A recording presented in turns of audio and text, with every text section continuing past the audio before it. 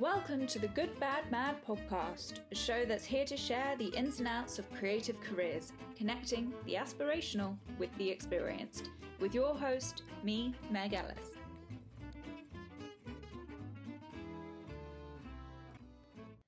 My guests for this episode are the co-artistic directors of the Paines Plough Theatre Company.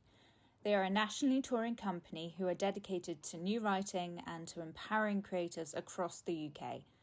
Hope you enjoy it.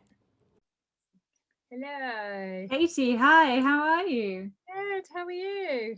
Not too bad, thank you. Hi, Charlotte. How are you both? You've been busy, I hear. Yes, very busy. But yeah, good, really. It's nice to be having conversations about making live work and chatting to loads of freelancers and getting going with all the kind of upcoming plans. So when's the go date? Well, Charlotte's about to go into rehearsals for Reasons You Shouldn't Love Me at the Kiln, and so that opens the week theatre officially opens, so that's exciting. That's so exciting. We hope on the 17th of May, and that's when I start rehearsals for Roundabout, and then that opens in July, the end of July. So yeah, it feels nice. So you two are co-artistic directors. Yeah. Had you worked together before you became co-artistic directors? Not like this. No, we'd known each other for about 10 years. Katie was in York at Pilot Theatre Company at York Theatre Royal, and I'd done some shows there. So we'd sort of come across each other there, and then I suppose like our careers started at the same time, didn't they, Katie? So Katie was directing one of her first shows at York while I was directing one of my first shows at York, or within about a year of each other, and so then and then we ended up being like different kind of programming, like North venue programming meetings together and stuff. So we were sort of always aware of each other, knew each other, but never directed anything together before, never led anything together before. So before we kind of get into artistic direction and Paines Plough, can I ask where you started? My journey into the arts was through acting. I always wanted to be an actress, like from a very, very young age, and I really thought that's what I would do. And I went and I trained. But like I always loved teaching. So even when I was at school, I used to be in year 10 and year 11, and I'd be running all the year 8, year 9 drama clubs and doing all that stuff, and then I always did workshops, and I always wanted to lead, but it was always from an educational point of view when I was acting. And then I just decided that whilst I was waiting for my agent's call, I'd do something really useful, and I teach because I love teaching. So I trained and did a PGCE as a qualification. I taught in higher education. It was only that's where I wanted to teach, because I always wanted to work with people who had made a choice to do drama. And then while I was doing that, there was an opportunity for a job that came up, and the woman who was the head of department said, "Oh, like you should go for this job." And I was like, "Oh, I want to know." Anyway, I went for it and had to borrow my mate's suit, which was hilarious and really big. And I kind of like walked in, and it was on. I did my interview on cue cards, because that's how old I am. And I was a bit like, yeah, sure, you're going to give me this job, and I got it. And it was running. I was running the head of drama and theatre studies A-level and national diploma acting, and I was sort of strategically leading this other course as well. So, and it was great. You know, it was an opportunity to really sink my teeth into what that was. And I had this amazing drama studio that I could just be really experimental in, and directed loads of work, and I got asked by the uni to direct stuff. And it was there where I was really empowered by the head of department to find this love for directing, because he basically kept saying to me, "You're a director," and I was like, "Oh no, I don't know, I'm an actor." But he helped me and supported me and sort of mentored me to discover that I was excited by directing, and it was something for me. And then we both left, and I went back to carry on acting, having got my qualification and having sort of, been in this job for a bit. And he gave me my first directing job, and suddenly I was like in the actor's studio greeting people, being like, "Hi, I'm the director of the play." Oh my god, like terrified. and just went, oh, okay, well, this is happening. And it was really like, you know, an opportunity to try, but in a supported environment, having known this guy. And then, yeah, there was a point where I was directing and acting, and I was teaching, and I kind of got heavily sort of questioned by a famous director who's a bit of a dick, but anyway, and basically was like, you can't be all three, you have to be one. What are you? And I was like, oh, I'm a director. And I think I never sort of looked back out after that, and I don't believe you do have to choose one. I think, you know, you can be a great artist and you can span across all, and they all intersect. And it was only sort of later on in my directing career that I went, oh yeah, I understand why I'm a director, because I love teaching, and not in a didactic way, but to be able to share knowledge for lifelong learning for myself as an artist, to share stories and to encourage people to learn about something really excites me as an artist. So I sort of feel like they all kind of interconnect. And then, yeah, just started directing, just, you know, doing fringy stuff and trying to build opportunities. And then I got an opportunity to work with Pilot as an assistant director. And when I was there, I met my husband, my future husband, and I did everything from buying the toilet roll to, you know, mucking in tech, spraying boots, etc.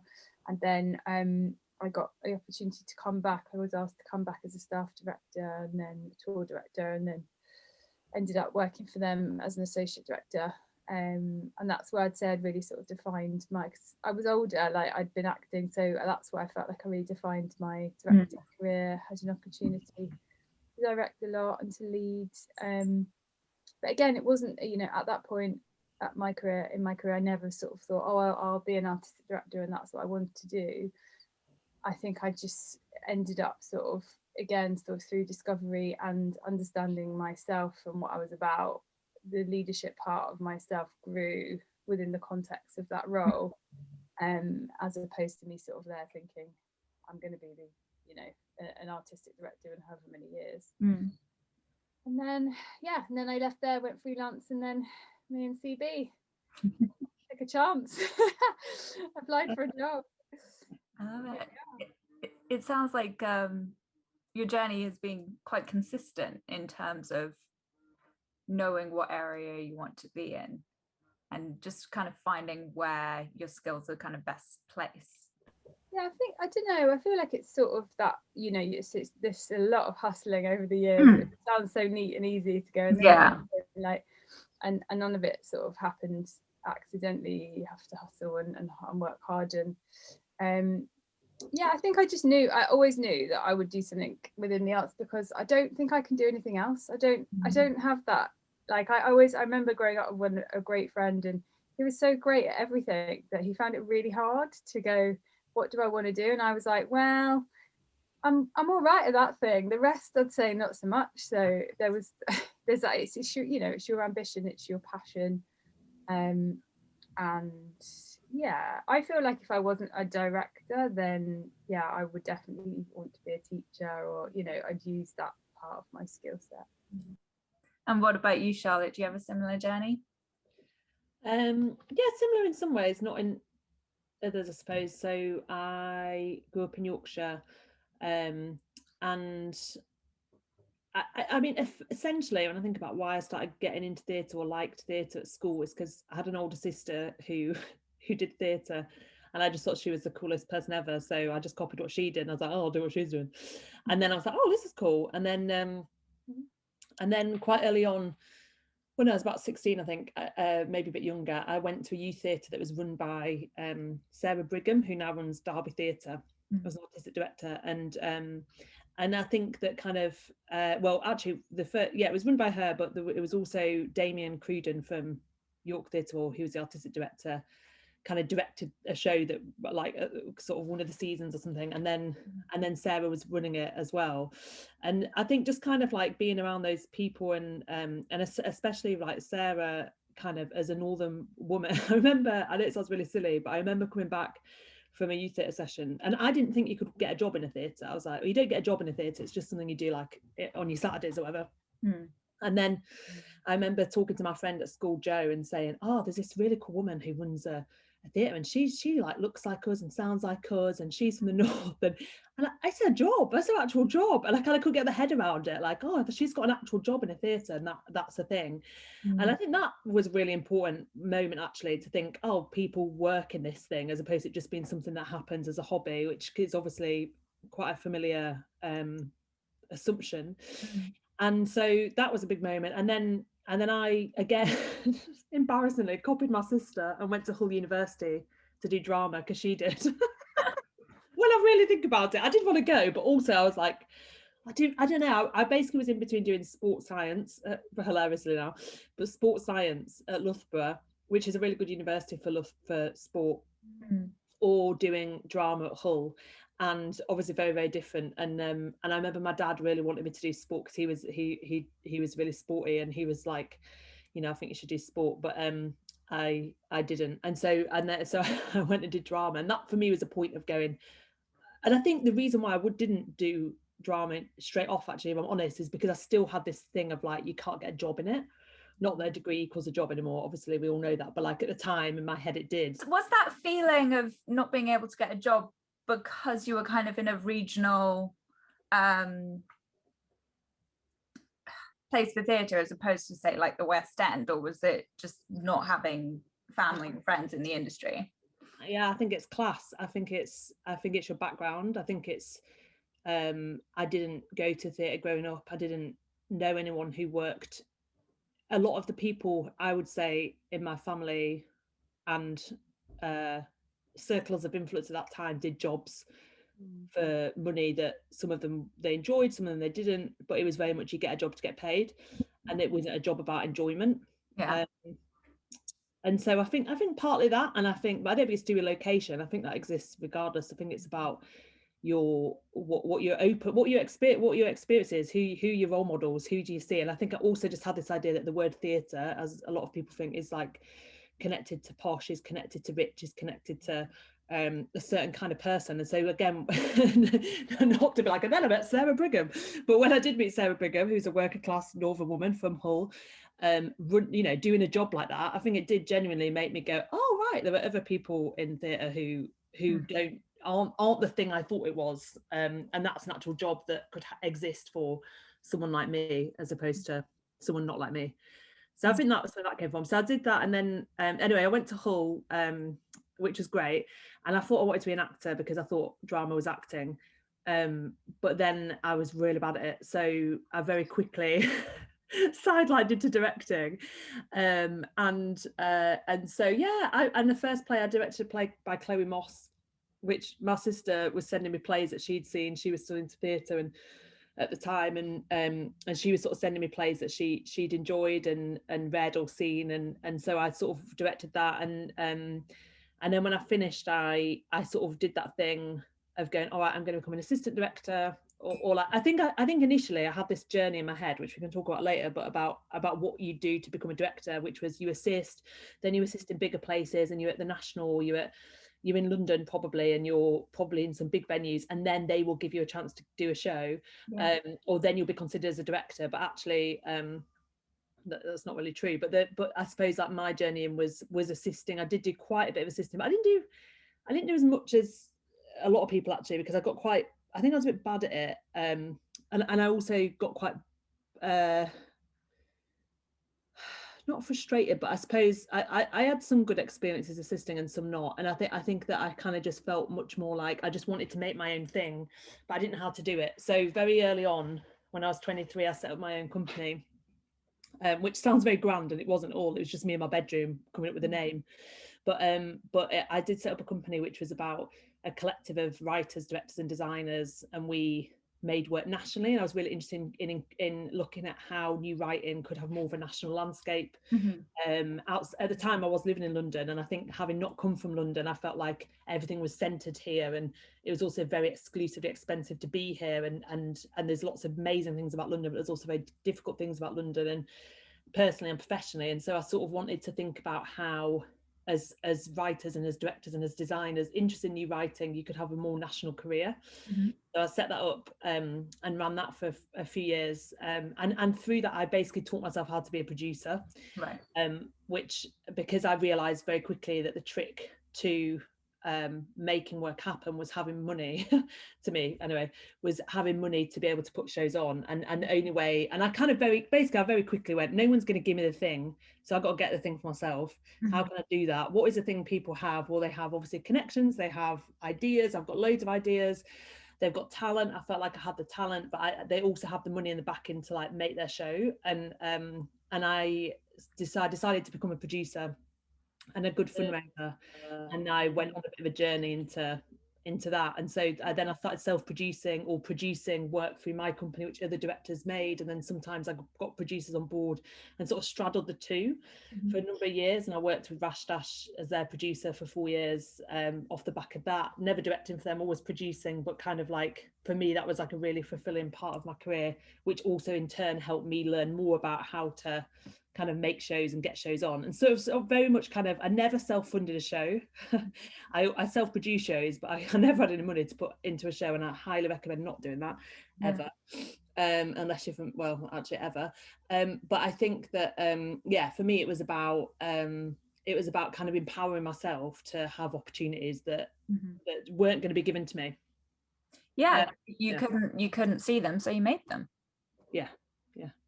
So then you teamed up. So we'd sort of, well, we'd both, I suppose, in between all that, like I said, Kate had gone freelance. We'd sort of reversed in a way, hadn't we? Because Kate had worked for an organisation for a number of years, and I'd been freelance for a number of years. And then just as Katie was becoming freelance, I joined Soho Theatre as their associate director, and that was the first, like, in my dad's words, proper job I'd had, because I had a salary.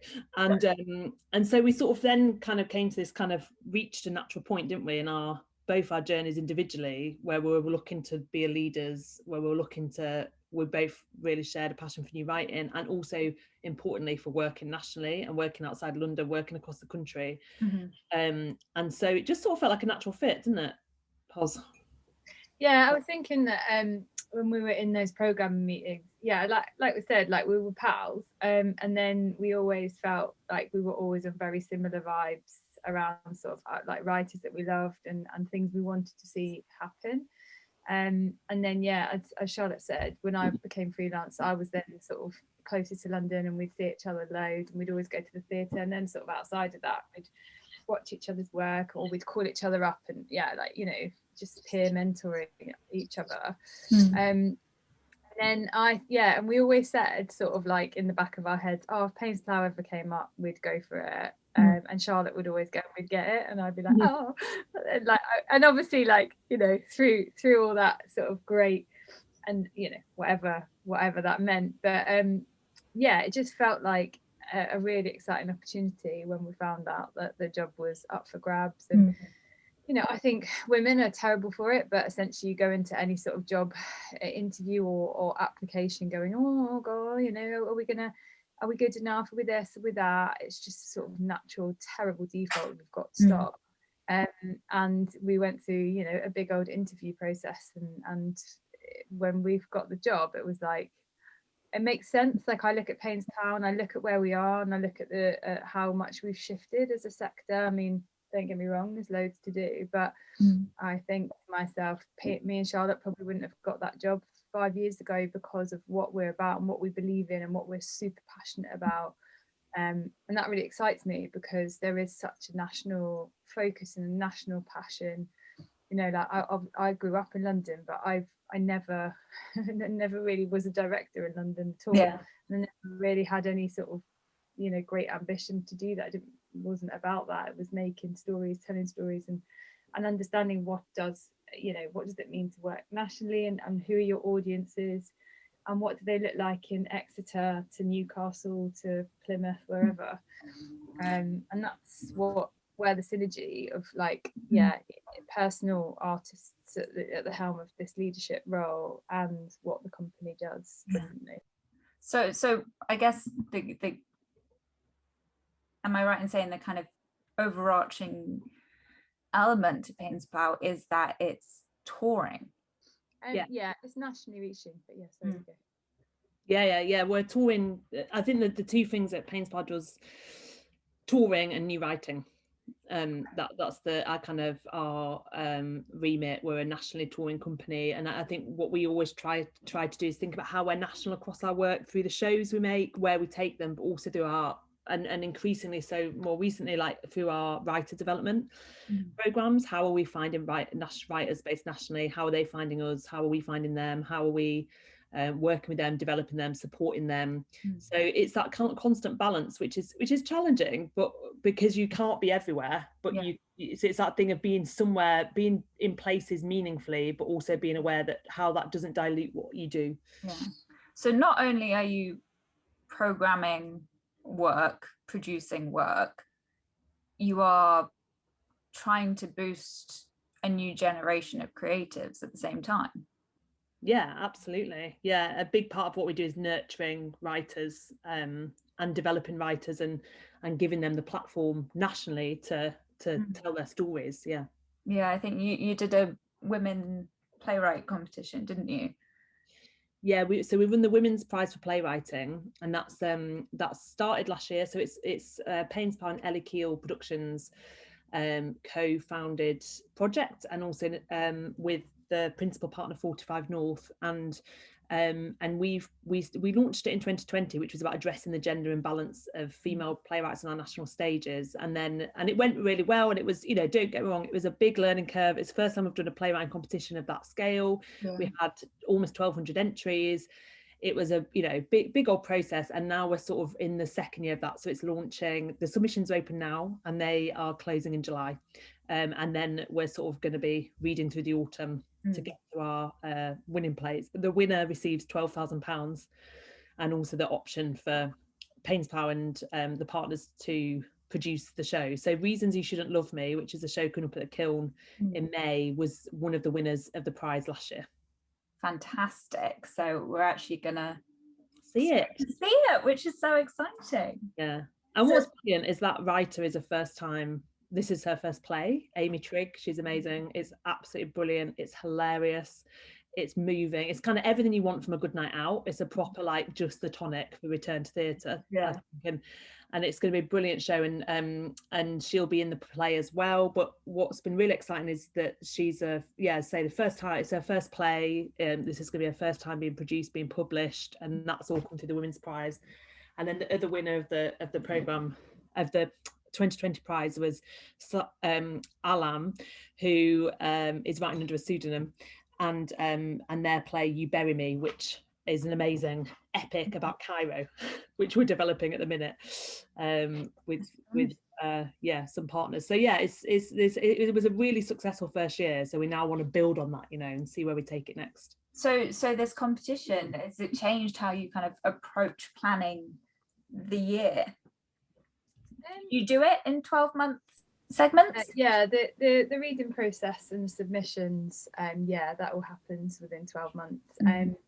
I think it's just, it has its mission to be able to see more, female or women writers on our main stages, and that's a really positive message. So within the, as Charlotte said, we've got quite a rigid producing system in place. So it's we'll always have some association to seeing those plays come to fruition, in whatever that looks like. It will just depend. Sometimes that's a full production with Paines Plough, sometimes that will be associates, but there's always with a mission and an ambition to see those plays made.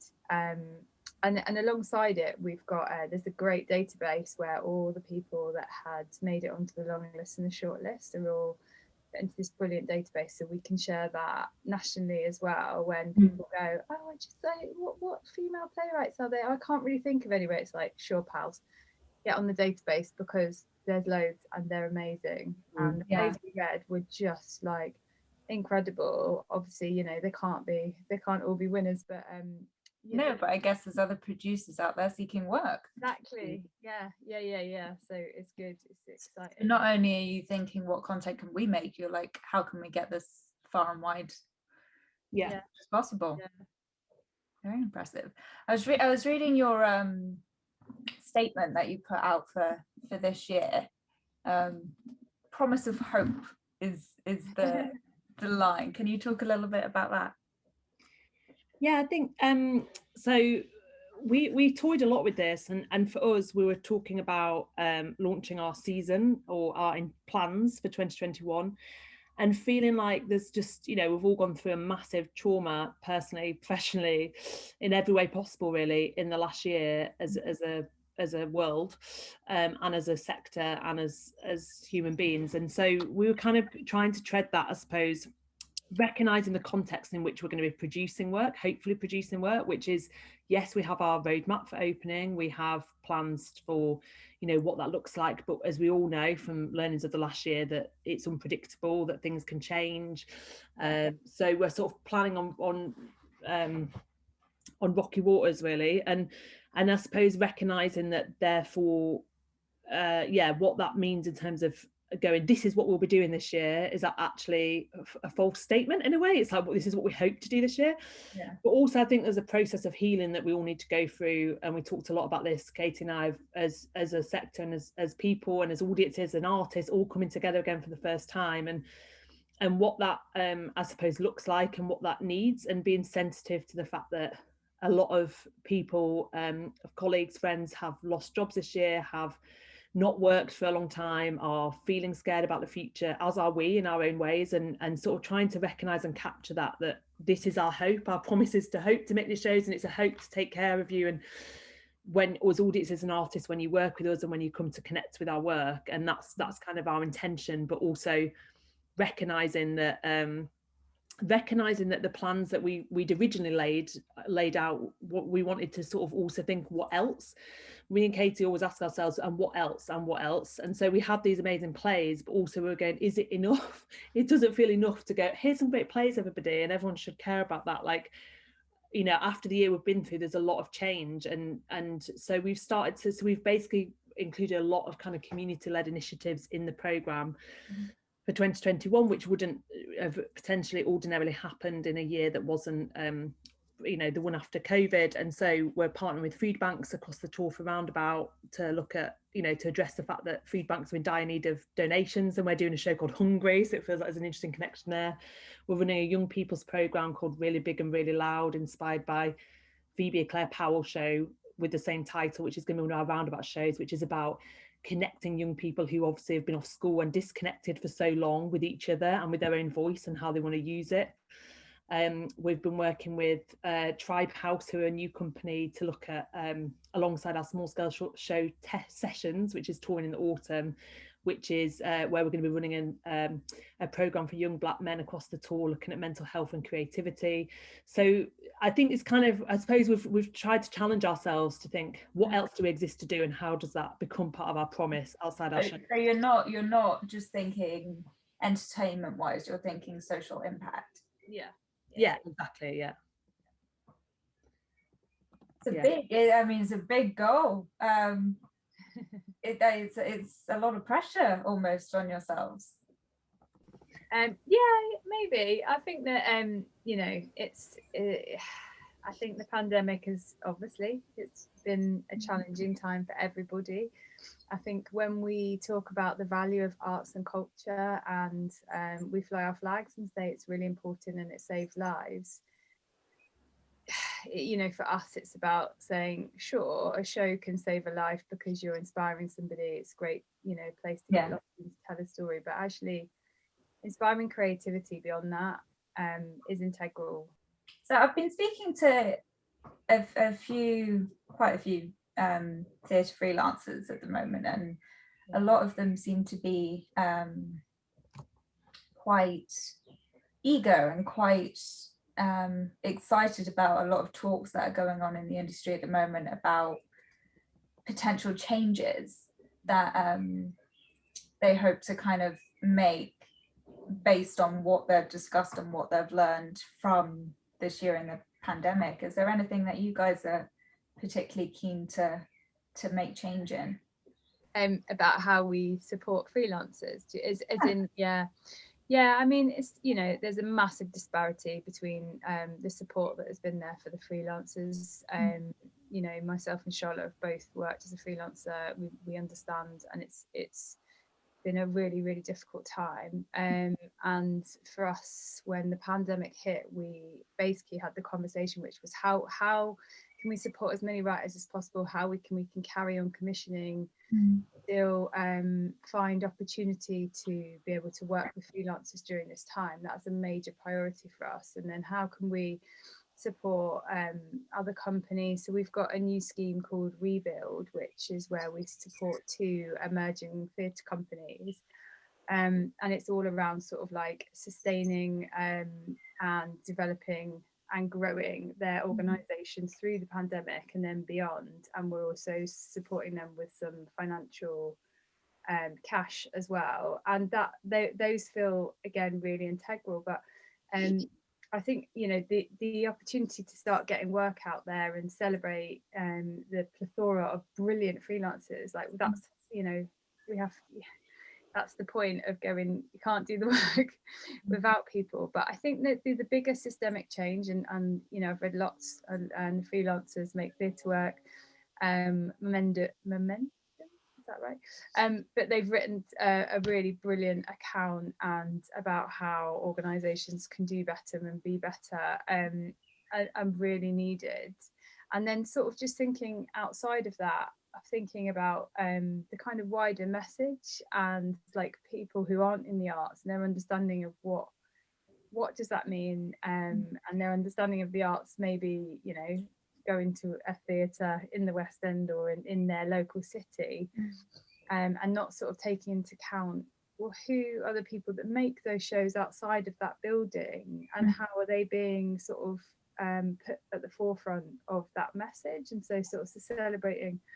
And then I guess if we're thinking about us as an organisation, it's sort of like looking across our whole organisation, so beyond the artistic projects where we can engage more freelancers on shorter and longer term contracts, how we've got, you know, opportunity to kind of work within a kind of wider context, looking at geographical employment, to work with freelancers in a more sort of integrated way. So that feels really positive, and I think across the sector, the conversations we've been party to, it feels like that is at the forefront of the conversation. But I'm also aware that I read somebody, annoyingly I can't remember who it was, I think it was Jay Core actually, wrote, be aware of what you're posting and what you're tweeting, and what that sort of message is. And it really stuck in my head, because it's like, you know, it is that thing of like everything feeling like it's coming alive. Great, everyone's like, shows of happiness is great, and it is that feeling that not everyone's going on that journey, and what does that look like. And sometimes you're having a great day and you look across everything and you're great and everything's great and you're so pleased, and then other days you're like, oh well, I don't know when my next job is, and I'm, you know, the world's woken up, but what's happening to me? It's not to say to censor, because it would be sad to think that you couldn't celebrate the celebrated things that should be shared, but it's just being mindful of it, isn't it? Yeah, so hopefully yeah, no, I think it's going to be like that for a lot of people, isn't it, in terms of not just necessarily within the arts, but just everyone getting back out there again. I think there's suddenly this releasing of a year's worth of hopes and dreams, and like a load of people will be going after those goals, but some people just might be struggling. I feel like about even going to the pub or something, like, you know, I've not been to the pub or anything since Monday, but since Monday, it's only Thursday, but you know, like, as in, I wasn't one of those people who's like, right, I've booked my table and blah blah, and I'm going out for dinner next week one night with some friends, and I was like, oh, I'm really excited, but I also feel like weirdly nervous. Yeah, you know, sounds really sad, but no, I totally get it. It's like, oh, it's like, and I think that I don't think I thought I would be like that, and I think there's, you know, I don't have, like, I've never, not that it's about social anxiety or anything like that, but I just thought I would just be like, boom, great, woohoo. And actually I've hesitated about how I feel about it, which just makes me think, if you're someone who is more naturally hesitant about those things anyway, it must be, you know, triply. It is. I think it's just out of practice. You have to kind of switch that part of yourself off, because it doesn't exist, so you have to go, that's not an option for me. And then I've had a barbecue with some friends on Easter, and absolutely knocked me out for 2 days afterwards. I was exhausted. We were talking about that with I was talking about that with Amy Trigg, the writer of Reasons, because she done the same with, she'd had an Easter weekend of seeing friends. She's like, oh, I'm so tired. And we were talking about being back in the rehearsal room. And I think that's another way we want to look at how we care for freelancers is about, and we're building this into our budgets as well, is like self-care and well-being, really, in terms of what the support there is. And certainly when we're both directing the next couple of months, we've talked a lot about making sure there's a check-in with the whole team to go, some of you may have been working the whole time in this last year and a half, and some of you may not have worked at all, and some of you might feel exhausted by working again. And how we sort of manage and support that across different people, I think, is really important in terms of the spaces we hold, because we have worked the whole time. Although we've worked from home, we have worked the whole time, so we're in a different headspace, and everyone will be in their own headspace, because it depends on who you are as an individual as well, of course. How do you build that kind of thing into budgets? Well, we have, like, for example, we're going to be working with a drama therapist on one of our shows later on in the year. That show's particularly about mental health, male mental health. So it's sort of connected in with the topic, but I think also it's about making sure that there is, I think part of it's kind of financial, in terms of going, does anybody, I don't know, I think it's been led by the room, because you also don't want to second guess what people might need. And I think part of it is kind of process. So for example, I'm going to be checking in with my team on the first day to go, what about hours? How does everyone feel about his hours? Is this really stressful, getting back on public transport in London for the first time in rush hour? And do we amend that? And does it matter if you feel more comfortable coming in half an hour later or leaving half an hour earlier? How do we support you to not feel overwhelmed?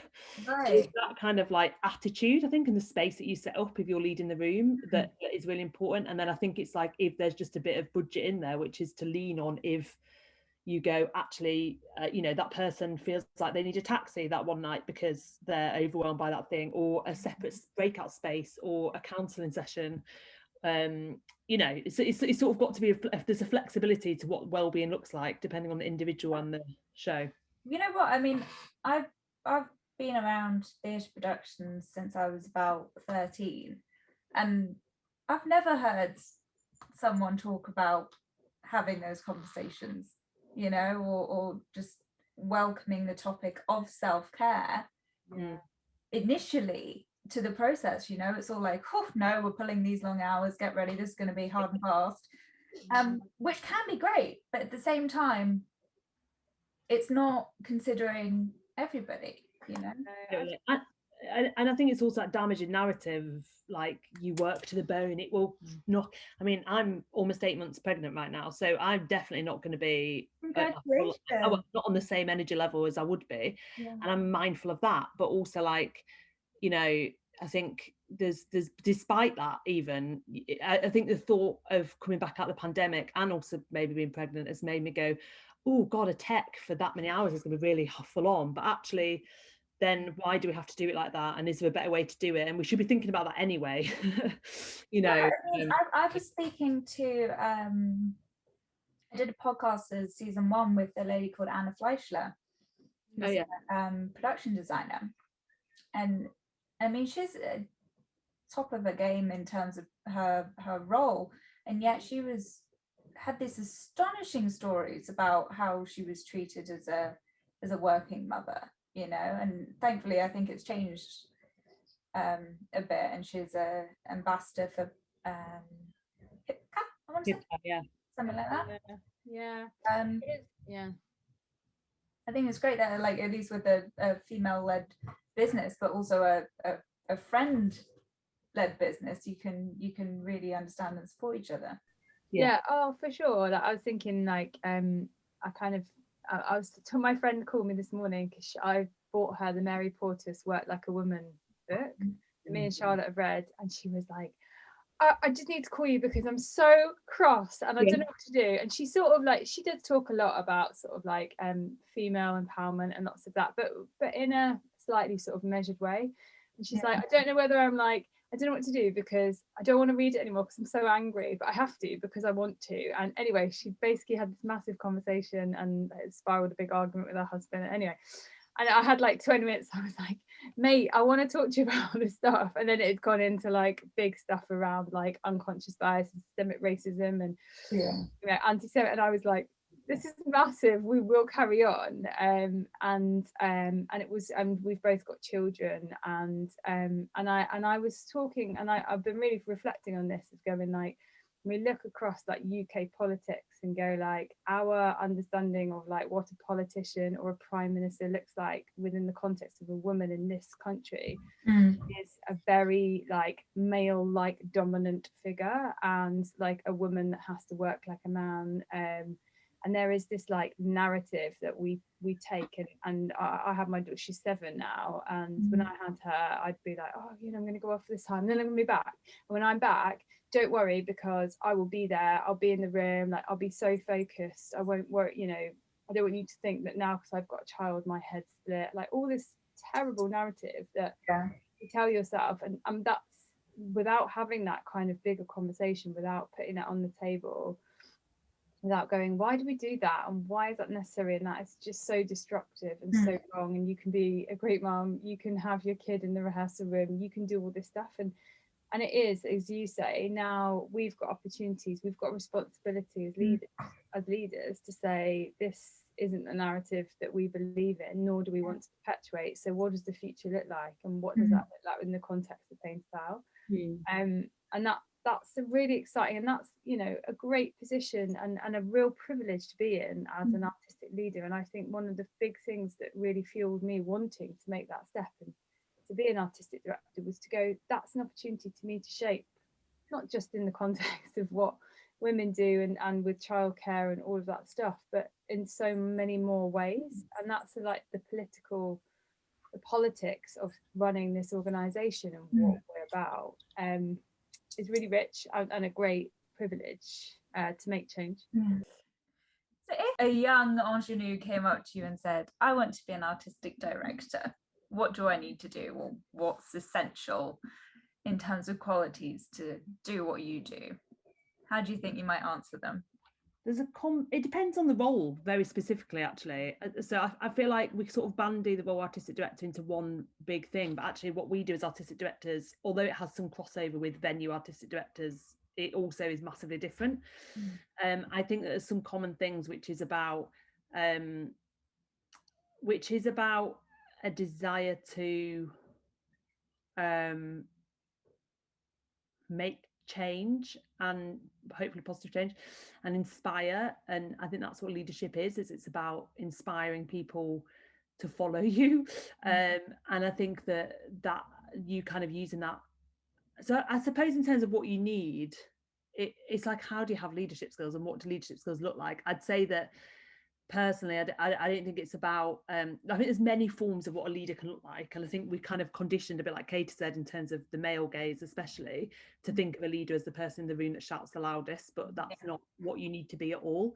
What you need to have, I think, is a passion and a belief that you can use your position of power and privilege, because it is a position of power and privilege as an artistic director, to make positive change to the theatre industry. And if you really believe that you have got that, then I think that's the fundamental kind of reason why you should pursue being an artistic director. That's what I believe. And I think if you're obviously, the other thing to say is, I think there's this kind of common feeling that not common feeling, but I think there's a lot of narrative around the fact that artistic directors are not seen as artists. And often, some artistic directors are identify as artists, some identify as managers, some identify as both. And certainly, like for me and Katie, we identify as both leaders and artists. And I think there's that kind of, I don't think that's a necessity of being an artistic director. I think it depends on, again, the venue, the gig, the whatever it is. But I think that there's just something there about kind of feeling like you've got something you want to share with the world, whether that's artistically, in a leadership way, ideally both. We feel we have both, which is why we wanted to do it. Katie, do you agree? Yeah, 100%.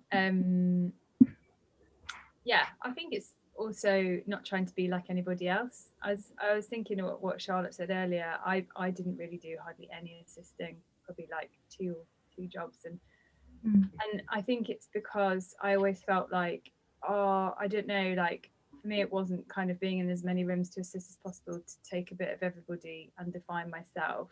I always wanted to just learn on the job, whether that's like with £10 and whatever to make something happen. And I think that's the same about leadership. It's defining that yourself and through your own lens, and working out what is important to you. And for me, I feel like I am really political, and I might not be out at every street corner, at every protest, but I know that we've got a privilege and a power, as Charlotte said, to make change across our sector. Stories we tell, every single decision we make, it's all political, it's all, you know, with great responsibility, and that's something that I am really fired up and excited by, because that's the change that gets me out of bed in the morning. It was so lovely to meet you both, and good luck with 1 month to go. Oh, thanks. 2. It's technically 2. I always forget that, because like when you say you're 8 months pregnant, you're like, oh my God, it's happening in a month. But then actually it's 40 weeks. So I'm like, I've got 9 weeks. It's okay. I've got to open and smash a show first. So get that done, and then I'll think about getting Then you think about a child. Thanks, Meg. Lovely to meet you both. Thank you so much. Bye. Bye. Thank you for listening to this episode of the Good Bad Mad podcast. Please subscribe to check out the next episode, or leave a review if you liked it. You can find us on Instagram at goodbadmad or at goodbadmad.com for additional resources and information. See you next time.